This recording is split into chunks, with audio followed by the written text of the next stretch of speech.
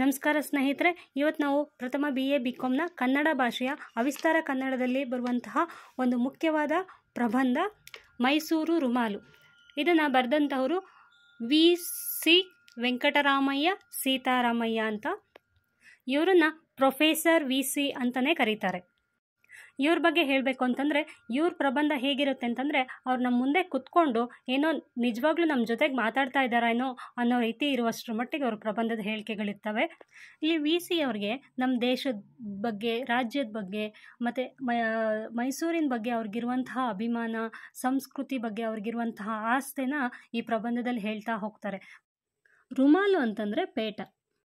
ಈ ಪೇಟವನ್ನು ಹಿಂದೆ ಎಲ್ಲ ರಾಜರು, ದಿವಾನರು, ಜಮೀನ್ದಾರರು ಇಂಥವ್ರು ಮಾತ್ರ ಇದನ್ನು ಬಳಸ್ತಾ ಇದ್ರು. ಸಾಮಾನ್ಯ ಜನರೆಲ್ಲ ಇದನ್ನು ಬಳಸ್ತಾ ಇರಲಿಲ್ಲ.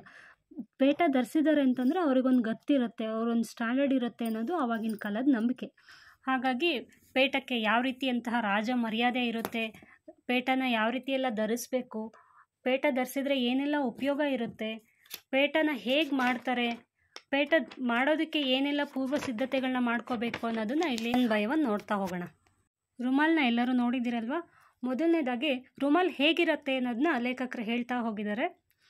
ರುಮಾಲ್ ಹೇಗಿರುತ್ತೆ ಅಂತಂದರೆ ಸುಂದರವಾಗಿರುತ್ತೆ, ಮನೋಹರವಾಗಿರುತ್ತೆ, ಸಂಪ್ರದಾಯ ಶೈಲಿ. ಅದು ತುಂಬ ಉದ್ದನೂ ಇರಲ್ಲ, ತುಂಬ ಚಿಕ್ಕದೂ ಇರಲ್ಲ, ಬಿಳಿ ಇರುತ್ತೆ, ಬೆಳ್ಳಿ ಥರ ಪರ್ದೆ ಥರ ಇರುತ್ತೆ. ಸಾತ್ವಿಕ ಸ್ವಭಾವದು. ಬಿಳಿ ಅಂತಂದರೆ ಸಾತ್ವಿಕ ಸ್ವಭಾವ. ತಲೆಗೆ ಅಲಂಕಾರನ ಕೊಡುತ್ತೆ, ಮುಖಕ್ಕೆ ಕಾಂತಿ, ಯಾವುದೇ ಬಗೆ ಮೈ ಬಣ್ಣಕ್ಕೆ ಹೊಂದ್ಕೊಳ್ಳುತ್ತೆ ಅನ್ನೋದನ್ನ ಇಲ್ಲಿ ಲೇಖಕರು ಹೇಳ್ತಾ ಹೋಗ್ತಾರೆ. ಇದು ನೋಡೋದಕ್ಕೆ ತುಂಬ ಅಟ್ರಾಕ್ಟಿವ್ ಆಗಿರುತ್ತೆ. ಇದು ಸಾಂಪ್ರದಾಯಿಕವಾಗಿರುತ್ತೆ. ಇವಾಗೆಲ್ಲ ಸಾಂಪ್ರದಾಯಿಕ ಅಂತಂದರೆ ಮದುವೆ ಫಂಕ್ಷನ್ಗಳಲ್ಲಿ ಮಾತ್ರ ಈ ಪೇಟಗಳನ್ನ ಧರಿಸ್ತಾರೆ, ಸನ್ಮಾನ ಕಾರ್ಯಕ್ರಮಗಳಲ್ಲಿ ಬಳಸ್ತಾರೆ. ಇದು ತುಂಬ ಉದ್ದನೂ ಇರಲ್ಲ, ತುಂಬ ಚಿಕ್ಕದೂ ಇರಲ್ಲ, ಮೀಡಿಯಮ್ ಆಗಿರುತ್ತೆ, ಪರ್ಫೆಕ್ಟ್ ಸೈಜಲ್ಲಿ ಇರುತ್ತೆ ಅನ್ನೋದನ್ನ ಹೇಳ್ತಾ ಹೋಗ್ತಾರೆ. ಇದ್ರದ್ದು ಬಣ್ಣ ಬಿಳಿ ಇರುತ್ತೆ ಅಂತ ಹೇಳ್ತಾರೆ. ನಾವು ಬಿಳಿ ಕಲರ್ನ ಮಾತ್ರ ಯೂಸ್ ಮಾಡ್ತೀವಿ. ಬಿಳಿ ಅಂತಂದ್ರೇ ಅದೊಂದು ಸಾತ್ವಿಕ ಸ್ವಭಾವ. ಇದು ಸಾತ್ವಿಕವಾಗಿರುತ್ತೆ, ಸಾತ್ವಿಕ ಸ್ವಭಾವದ್ದು. ತಲೆಗೆ ಅಲಂಕಾರವನ್ನು ನೀಡುತ್ತೆ. ಅಲಂಕಾರ ಅಂತಂದರೆ ಚೆನ್ನಾಗಿ ಕಾಣಿಸೋದು, ತುಂಬ ಚೆನ್ನಾಗಿ ಕಾಣಿಸ್ತಾರೆ ಅನ್ನೋದನ್ನ ಹೇಳ್ತಾರೆ. ವ್ಯಕ್ತಿ ಯಾವ ಕಲರ್ ಇದ್ರೂ ಪರವಾಗಿಲ್ಲ, ಯಾವುದೇ ಕಲರ್ ಮೈಬಣ್ಣ ಹೊಂದಿದ್ರೂ ಕೂಡ ಅವ್ರ ಬಣ್ಣಕ್ಕೆ ಅದು ಚೆನ್ನಾಗಿ ಹೊಂದ್ಕೊಳ್ಳುತ್ತೆ ಅನ್ನೋದನ್ನ ಹೇಳ್ತಾರೆ. ಇಷ್ಟೆಲ್ಲ ಅವರು ರುಮಾಲ್ ಹೆಂಗಿರುತ್ತೆ ಅನ್ನೋದ್ರ ಬಗ್ಗೆ ಎಕ್ಸ್ಪ್ಲೈನ್ ಮಾಡ್ತಾ ಹೋಗ್ತಾರೆ. ನೆಕ್ಸ್ಟು ರುಮಾಲಿನ ವಿಶೇಷತೆ. ರುಮಾಲ್ಗೆ ಏನೆಲ್ಲ ಸ್ಪೆಷಲ್ ಕ್ವಾಲಿಟೀಸ್ ಇದೆ ಅನ್ನೋದನ್ನ ಹೇಳ್ತಾರೆ. ರುಮಾಲು ಮಂಗಳಕರವಾದ ವಸ್ತು. ಮಂಗಳಕರ ಅಂತಂದರೆ ನನಗೆ ಆಲ್ರೆಡಿ ಹೇಳಿದೆ, ಮದುವೆ ಸಮಾರಂಭಗಳಲ್ಲಿ ಬಳಸ್ತಾರೆ ಅಂತ. ಇದು ಮದುವೆ ಮನೆ ಆಗಿರ್ಬೋದು, ಅರಮನೆ ಆಗಿರ್ಬೋದು, ನೀವು ಎಲ್ಲಿಗೆ ಹೋಗಲಿ ರುಮಾಲು ಹಾಕ್ಕೊಂಡು ಮರ್ಯಾದೆ ಅಂತೂ ರುಮಾಲಿಗೆ ಏನು ಕೊಡಬೇಕೋ ಅದು ಕೊಟ್ಟೇ ಕೊಡ್ತಾರೆ. ಇನ್ನೊಂದು ಸ್ಪೆಷಲ್ ಕ್ವಾಲಿಟಿ ಏನಪ್ಪ ಅಂತಂದರೆ, ಮೈಸೂರು ರುಮಾಲು ಶ್ರಮಪಟ್ಟು ಆಸೆಯಿಂದ ಬಯಸುವವರಿಗೆ ಮಾತ್ರ ಒಲಿಯುವುದು.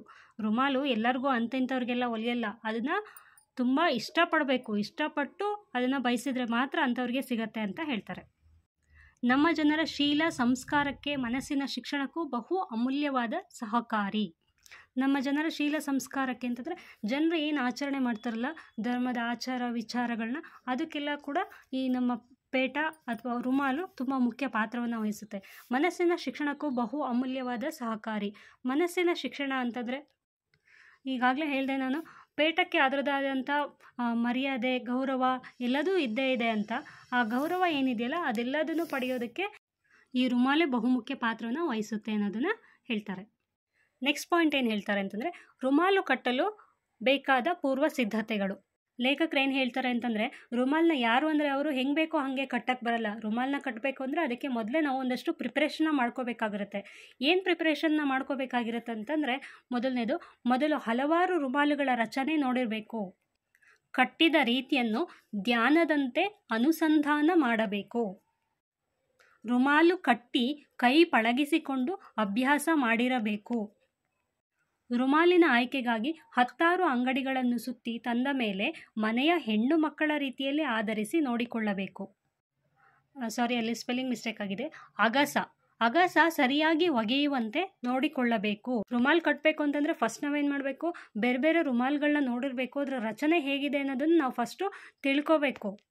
ರುಮಾಲ್ ಕಟ್ಟಬೇಕು ಅಂತಂದರೆ ಫಸ್ಟ್ ಅದನ್ನು ನೋಡಬೇಕು, ಚೆನ್ನಾಗಿ ನೋಡಿ ಅದನ್ನು ಚೆನ್ನಾಗಿ ಅರ್ಥ ಮಾಡ್ಕೊಬೇಕು. ಅರ್ಥ ಮಾಡಿ ನಮ್ಮ ಕೈ ಕೂಡ ಅಭ್ಯಾಸ ಆಗಬೇಕು, ಕೈನ ಪಳಗಿಸ್ಕೊಳ್ಬೇಕು. ಆಮೇಲೆ ರುಮಾಲ್ನ ಆಯ್ಕೆಗೋಸ್ಕರ ನಾವು 10 ಅಂಗಡಿಗಳಿಗೆ ಹೋಗಬೇಕು. ಕೂಡ ಬಟ್ಟೆ ಒಗೆಯುವಾಗ ಬೇರೆ ಬಟ್ಟೆ ಜೊತೆಗೆ ಹಾಕಬಾರ್ದು. ಅದು ಬೇರೆ ಕಲರ್ ಮಿಕ್ಸ್ ಆಯಿತು ಅಂತಂದರೆ ಅದೇನು ಯೂಸಿಗೆ ಬರಲ್ಲ. ಇಷ್ಟೆಲ್ಲ ಜಾಗ್ರತೆಗಳನ್ನ ಮಾಡಬೇಕು. ಕೊನೆಯದಾಗಿ ರುಮಾಲನ್ನು ಸರಿಯಾಗಿ ಸುತ್ತಬಲ್ಲವನು 3 ಲೋಕವನ್ನು ಗೆಲ್ಲಬಲ್ಲ, ಪ್ರಪಂಚವನ್ನೇ ಒಲಿಸಬಲ್ಲ ಅಂತ ಹೇಳ್ತಾರೆ. ನೆಕ್ಸ್ಟ್ ಪಾಯಿಂಟ್ ಏನಪ್ಪ ಅಂತಂದರೆ, ರುಮಾಲನ್ನು ಕಟ್ಟುವುದು ಹೇಗೆ? ರುಮಾಲನ್ನು ಕಟ್ಟಬೇಕಾದ್ರೆ ಏನೆಲ್ಲ ಮಾಡಬೇಕು ಅಂತ. ರುಮಾಲನ್ನು ಕಟ್ಟಬೇಕಾದ್ರೆ ಫಸ್ಟು ತಲೆಯ ಆಕಾರವನ್ನು ಗಮನಿಸುವುದು. ಒಬ್ಬೊಬ್ಬ ವ್ಯಕ್ತಿ ತಲೆ ಆಕಾರ ಒಂದೊಂದು ರೀತಿ ಇರುತ್ತೆ. ಸೊ ಹಾಗಾಗಿ ನಾವು ತಲೆ ಆಕಾರನ ಕರೆಕ್ಟಾಗಿ ನೋಡಿ ಗಮನಿಸ್ಕೊಳ್ಬೇಕು. ಗಮನಿಸೋದು ಅಂದರೆ ಹೇಗೆ? ಕಣ್ಣಿನಿಂದ ನೋಡಿ ಬುದ್ಧಿವಂತಿಕೆಯಿಂದ ಅರ್ಥ ಮಾಡಿಕೊಂಡು ತಲೆಗೆ ಬೇಕಾದ ರೀತಿಯ ರುಮಾಲನ್ನು ನಿರ್ಧರಿಸಿಕೊಂಡು ಸುತ್ತಿಕೊಂಡು ಬಂದ ಮೇಲೆ ಸರಿ ಹೊಂದುತ್ತದೋ ಇಲ್ಲವೋ ಎಂದು ಹೇಳಬೇಕು. ಇಲ್ಲಿ ರಮ್ಯಾಳನ್ನು ಅಂತಾಗಿದೆ, ಅದು ರಮ್ಯಾಳನ್ನು ಅಲ್ಲ, ರುಮಾಲನ್ನು. ಸಾರಿ, ತಪ್ಪಾಗಿದೆ. ಅಳತೆ ಮಾಡೋದು ಹೆಂಗೆ? ನಾವು ಅದನ್ನು ಟೇಪ್ ಹಿಡ್ಕೊಂಡು ಅಳತೆ ಮಾಡೋಕ್ಕಾಗತ್ತಾ? ಆಗಲ್ಲ. ಅದನ್ನು ಕಣ್ಣಲ್ಲೇ ನೋಡಿ ನಾವು ಅದನ್ನು ಅರ್ಥ ಮಾಡ್ಕೋಬೇಕು, ಯಾವ ಶೇಪ್ ಇದೆ, ನಾವು ಯಾವ ಥರ ಸುತ್ತಬೇಕು ಅಂತ ಹೇಳ್ಕೊಂಡು. ಅದನ್ನು ಸುತ್ತಾದ್ಮೇಲೆ ಅವ್ರ ತಲೆಗೆ ಸರಿ ಆಗುತ್ತೋ ಇಲ್ವೋ ಅನ್ನೋದನ್ನು ನೋಡ್ಕೊಬೇಕು. ರುಮಾಲ್ ಕಟ್ಟೋದು ಕೂಡ ಒಂದು ಕಲೆ, ಅದನ್ನು ಎಲ್ಲರ ಕೈಲೂ ಮಾಡೋಕ್ಕಾಗಲ್ಲ. ಅದಕ್ಕೆ ಲೇಖಕರು ಏನು ಹೇಳ್ತಾರೆ ಅಂತಂದರೆ, ರುಮಾಲ್ ಕಟ್ಟಬೇಕು ಅಂತಂದರೆ ಅದಕ್ಕೂ ಒಂದು ರೀತಿ ನೀತಿ ಅನ್ನೋದು ಇರುತ್ತೆ. ಅದು ಯಾವ ಥರ ಅಂತಂದರೆ, ನಾವು ಜಿಲೇಬಿ ಮಾಡಬೇಕು ಅಂದರೆ ಫಸ್ಟ್ ಏನು ಮಾಡ್ಕೋತೀವಿ, ಒಂದು ಪಾಕ ಮಾಡ್ಕೋತೀವಿ. ಆ ಪಾಕ ಮಾಡಿಕೊಂಡು ಅದಕ್ಕೆ ಹದ ಬಂದಿದೆಯೋ ಇಲ್ವೋ ಅಂತ ನೋಡ್ಕೋತೀವಿ. ಅದೇ ರೀತಿ ರುಮಾಲ್ ಕಟ್ಟೋಕ್ಕೂ ಕೂಡ ಒಂದು ಹದ ಇದೆ, ಒಂದು ವಿಧಾನ ಇದೆ ಅನ್ನೋದನ್ನು ಹೇಳ್ತಾರೆ. ನೆಕ್ಸ್ಟ್ ಒನ್, ರುಮಾಲು ಕಟ್ಟಲು ಬೇಕಾದ ಸಲಹೆ ಸೂಚನೆಗಳು. ನನಗೆ ಆಲ್ರೆಡಿ ಹೇಳಿದೆ ಅಲ್ಲ, ರುಮಾಲನ್ನ ಕಟ್ಟಬೇಕು ಅಂತಂದರೆ ಯಾರು ಬೇಕು ಅಂದರೆ ಅವ್ರು ಕಟ್ಟೋಕ್ಕಾಗಲ್ಲ, ಹೆಂಗೆ ಬೇಕು ಅಂದರೆ ಹಂಗೆ ಕಟ್ಟೋಕ್ಕಾಗಲ್ಲ. ಅದಕ್ಕೆ ಅದರದೇ ಆದಂಥ ಒಂದು ರೀತಿ ನೀತಿಗಳನ್ನ ಇರುತ್ತೆ ಅಂತ. ಅದೇ ರೀತಿ ಆ ರೀತಿ ನೀತಿಗಳು ಏನಿರುತ್ತೆ ಅದನ್ನು ಯಾವ ರೀತಿ ಫಾಲೋ ಮಾಡಬೇಕು ಅನ್ನೋದನ್ನು ಇಲ್ಲಿ ಹೇಳ್ತಾರೆ. ಮೊದಲನೇದೇನು ಅಂದರೆ, ಬಟ್ಲರ್ಗಳಂತೆ ರುಮಾಲುಗಳನ್ನು ಸುತ್ತಬಾರ್ದು. ಬಟ್ಲರ್ ಅಂತಂದರೆ ಈ ಹೋಟೆಲ್ಗಳಲ್ಲೆಲ್ಲ ಇರ್ತಾರಲ್ಲ, ಮಾಣಿಗಳು ಅಂತಾರಲ್ಲ, ಆ ಮಾಣಿಗಳು ಹೆಂಗೆ ಸುತ್ಕೊಂಡಿರ್ತಾರೆ ತಲೆಗೆ, ಹೆಂಗೆ ಬೇಕೋ ಹಾಗೆ ಒಂದು ಟವಲ್ ತೊಗೊಂಡು ಸುತ್ಕೊಂಡಿರ್ತಾರೆ. ಆ ಥರ ಸುತ್ಕೋಬಾರ್ದು. ಅದಕ್ಕೆ ಒಂದು ರೀತಿ ನೀತಿ ಅಂತ ಇದೆ. ರುಮಾಲು ಅಂಡಾಕಾರ ಬಾರದಂತೆ ನೋಡಿಕೊಳ್ಳುವುದು. ರುಮಾಲನ್ನ ಏನು ಸುತ್ತೀವಲ್ಲ, ಆ ರುಮಾಲು ಸುತ್ತುವಾಗ ಅದು ಮೊಟ್ಟೆ ಥರ ಬರಬಾರ್ದು, ಅದು ಶೇಪ್ಲೆಸ್ ಆಗಿರಬಾರ್ದು. ಅದಕ್ಕೆ ಅದರದೇ ಆದಂಥ ಒಂದು ಶೇಪ್ ಇದೆ, ಆ ಶೇಪಲ್ಲೇ ನಾವು ರುಮಾಲನ್ನ ಸುತ್ತಬೇಕು. ರುಮಾಲಿನೊಳಗೆ ಸೇರುವ ಕೂದಲು ಗಂಟು ಹೆಚ್ಚಾಗದಂತೆ ನೋಡಿಕೊಳ್ಳುವುದು. ರುಮಾಲ್ ಕಟ್ಟುವಾಗ ಒಳಗಡೆ ಕೂದಲು ಕೂಡ ಸರಿಯಾಗಿರಬೇಕು. ಇಲ್ಲ ಅಂತಂದರೆ ಕೂದಲು ಹೆಂಗೆ ಗಂಟಾಗಿರುತ್ತೆ, ಕೂದಲು ಯಾವ ಥರ ಶೇಪಲ್ಲಿ ಇರುತ್ತೋ ಅದೇ ಥರ ಪೇಟ ಕೂಡ ಬರುತ್ತೆ. ಕೂದಲು ಯಾವ ಥರನಾದರೂ ಇರಲಿ ಅಥವಾ ಬೋಳ್ ತಲೆನಾದರೂ ಇರಲಿ, ಆದರೆ ತಲೆ ಫುಲ್ ಕವರ್ ಆಗೋ ಥರ ಕಟ್ಟಬೇಕು, ಹೊರಗಡೆ ಯಾರಿಗೂ ಕಾಣಿಸ್ಬಾರ್ದು. ರುಮಾಲಿನ ಜರಿ ಹೆಚ್ಚು ಆಗಬಾರದು, ಕಮ್ಮಿಯೂ ಆಗಬಾರ್ದು. ಕಮ್ಮಿ ತಗೊಂಡ್ರೆ ಗುಮಾಸ್ತರಂತೆ, ಹೆಚ್ಚಾದರೆ ಸಾಹುಕಾರ ಥರ ಕಾಣಿಸ್ತಾರೆ. ಇಲ್ಲಿ ನಾವು ಬಟ್ಟೆ ಯಾವ ಥರ ಸೆಲೆಕ್ಟ್ ಮಾಡ್ತೀವಿ ಅನ್ನೋದು ಕೂಡ ಇಂಪಾರ್ಟೆಂಟ್ ಆಗುತ್ತೆ ಅಂತ ಹೇಳ್ತಾರೆ. ನೆಕ್ಸ್ಟು, ರುಮಾಲು ಹೇಗೆ ಮರ್ಯಾದೆ ಉಳಿಸುತ್ತದೆ. ರುಮಾಲ್ ಧರಿಸೋದು ಕೂಡ ಒಂದು ಪ್ಲಸ್ ಪಾಯಿಂಟ್ ಆಗುತ್ತಂತೆ. ಯಾವ ಥರ ಇಲ್ಲ ಪ್ಲಸ್ ಪಾಯಿಂಟ್ ಆಗುತ್ತೆ ಅಂತ ಹೇಳ್ತಾರೆ ನೋಡಿ. ಬ್ಯಾಂಕು ಅಂಗಡಿಗಳಲ್ಲಿ ಸಾಲ ಹುಟ್ಟುತ್ತದೆ. ಇವಾಗೆಲ್ಲ ಜನಗಳು ಸಾಲ ಕೊಡೋದೇ ಕಷ್ಟ. ಅದೇ ಪೇಟ ಹಾಕೊಂಡು ಹೋದರೆ ಇವ್ರು ಯಾರೋ ದೊಡ್ಡ ಮನುಷ್ಯರು ಬಂದಿದ್ದಾರಪ್ಪ ಅಂತ ಬೇಗ ಬೇಗ ಸಾಲ ಕೊಡ್ತಾರಂತೆ.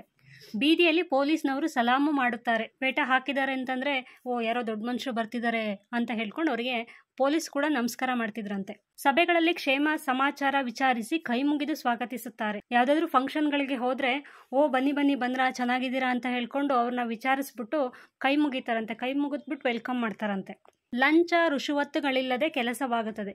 ನಾವೀಗ ಏನೇ ಕೆಲಸ ಮಾಡಬೇಕು ಅಂತಂದ್ರೂ ಅದಕ್ಕೊಂದು ಲಂಚ ಕೊಡಲೇಬೇಕು ಗೌರ್ಮೆಂಟಿಂದ. ಈಗ ಆದರೆ ಹಿಂದೆ ಎಲ್ಲ ಏನಿತ್ತು ಅಂದರೆ ಒಬ್ಬ ಪೇಟ ಹಾಕೊಂಡು ಹೋದರೆ ಸಾಕಂತೆ, ಯಾರೋ ದೊಡ್ಡ ಮನುಷ್ಯ ಬಂದ, ಜಮೀನ್ದಾರರು ಬಂದ, ದಿವಾನರು ಬಂದರು ಅಂತ ಹೇಳ್ಕೊಂಡು ಯಾವುದೇ ರೀತಿ ಲಂಚಗಳನ್ನ ಕೇಳ್ತಿರ್ಲಿಲ್ವಂತೆ.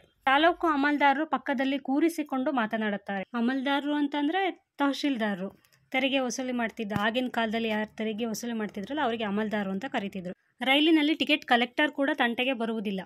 ಪೇಟ ಹಾಕ್ಕೊಂಡಿದ್ರೆ ರೈಲಲ್ಲಿ ಯಾರೋ ದೊಡ್ಡ ಮನುಷ್ಯರು ಬರ್ತಾ ಇದ್ದಾರೆ ಅಂತ ಹೇಳ್ಕೊಂಡು ಅವ್ರ ಹತ್ರ ಕಲೆಕ್ಟರ್ ಕೂಡ ಚೆಕ್ ಮಾಡೋಕ್ಕೆ ಹೋಗ್ತಿರ್ಲಿಲ್ವಂತೆ, ಟಿಕೆಟ್ ತೊಗೊಂಡಿದ್ದೀರಾ ಇಲ್ವೋ ಅಂತ. ಇಷ್ಟೆಲ್ಲ ಅವರು ಮೈಸೂರು ರುಮಾಲಿನ ಬಗ್ಗೆ ವಿಶೇಷತೆಗಳನ್ನ ಹೇಳ್ತಾರೆ. ಅದಾದಮೇಲೆ ಉತ್ತರದವರ ರುಮಾಲು ಹೇಗಿರುತ್ತದೆ. ಉತ್ತರದವರು ಕೂಡ ರುಮಾಲನ್ನ ಧರಿಸ್ತಾರೆ. ಅವ್ರು ಹೇಗೆ ಧರಿಸ್ತಾರೆ, ಅವ್ರದ್ದು ರುಮಾಲು ಹೇಗಿರುತ್ತೆ ಅಂತಂದರೆ ವಕ್ರವಾಗಿರುತ್ತದೆ, ದಿಗಂಬರವಾಗಿರುತ್ತದೆ. ಅವ್ರ ರುಮಾಲು ನಮ್ಮ ಮೈಸೂರು ರುಮಾಲಷ್ಟು ಚೆನ್ನಾಗಿರಲ್ಲ, ಅಟ್ರಾಕ್ಟಿವ್ ಆಗಿರಲ್ಲ. ಅದು ಕ್ರಾಸ್ ಆಗಿರುತ್ತೆ, ಅದು ಟ್ರಾನ್ಸ್ಪರೆಂಟ್ ಆಗಿರುತ್ತೆ ಅಂತ ಹೇಳಿದ್ದಾರೆ. ನೆಕ್ಸ್ಟು, ಕಾಗದದಂತೆ ಸೇದುವ ಹಗ್ಗದಿಂದ ಹೆಣೆದ ಮಂಕರಿಯಂತೆ ನಾಟಕದ ವೇಷದಂತೆ ಇರುತ್ತದೆ. ಇಲ್ಲಿ ಮಂಕರಿ ಅಂತಂದರೆ ನಮ್ಮ ಕಡೆ ಎಲ್ಲ ಕುಕ್ಕೆ ಅಂತಾರೆ. ಕುಕ್ಕೆಗೆ ಹೋಲಿಸಿದ್ದಾರೆ. ಅದು ಹಗ್ಗದಿಂದ ಸುತ್ತಿ ಸುತ್ತಿ ಮಾಡಿರ್ತಾರಲ್ಲ, ಅದನ್ನು ನೀವು ನೋಡಿರ್ಬೋದು. ಅದು ಮಂಕರಿ ಥರ ಕಾಣಿಸುತ್ತೆ, ಕುಕ್ಕೆ ಥರ ಕಾಣಿಸುತ್ತೆ. ಅದು ಬಿಟ್ಟು ನಾಟಕದ ವೇಷದಂತೆ ಇರುತ್ತದೆ. ಅದೊಂಥರ ಅದಕ್ಕೊಂದು ರೀತಿ ನೀತಿ ಏನೂ ಇರಲ್ಲ.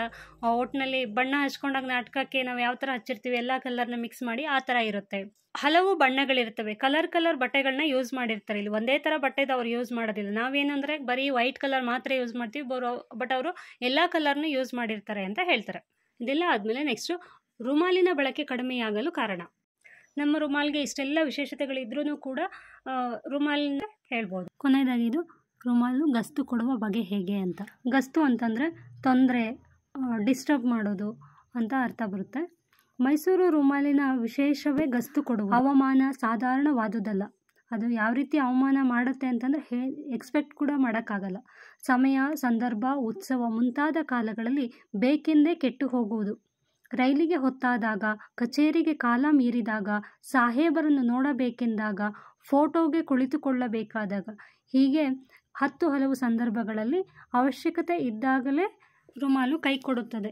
ಇದಿಷ್ಟು ಮೈಸೂರು ರುಮಾಲಿನ ಕುರಿತಾದಂಥ ವಿಷಯಗಳು. ಇನ್ನು ಇದಕ್ಕೆ ಸಂಬಂಧಪಟ್ಟಂತೆ ನಿಮಗೆ 2 ಥರ ಕ್ವಶನ್ಸ್ ಬರುತ್ತೆ. ಮೈಸೂರು ರುಮಾಲು ಗಸ್ತು ಕೊಡುವ ಬಗೆ ಹೇಗೆ ಅಂತ, ಇನ್ನೊಂದು ಮೈಸೂರು ರುಮಾಲು ಮತ್ತು ಇನ್ನಿತರ ರುಮಾಲುಗಳ ವೈವಿಧ್ಯತೆಯನ್ನು ವಿವರಿಸಿ ಅಂತ ಕೇಳ್ತಾರೆ. ಇದಿಷ್ಟು ಅರ್ಥ ಆಗಿದೆ ಅಂತ ಅನ್ಕೋತೀನಿ. ಈ ವಿಡಿಯೋ ಇಷ್ಟ ಆಗಿದ್ರೆ ದಯವಿಟ್ಟು ಲೈಕ್ ಮಾಡೋದನ್ನ ಮರಿಬೇಡಿ. Thank you.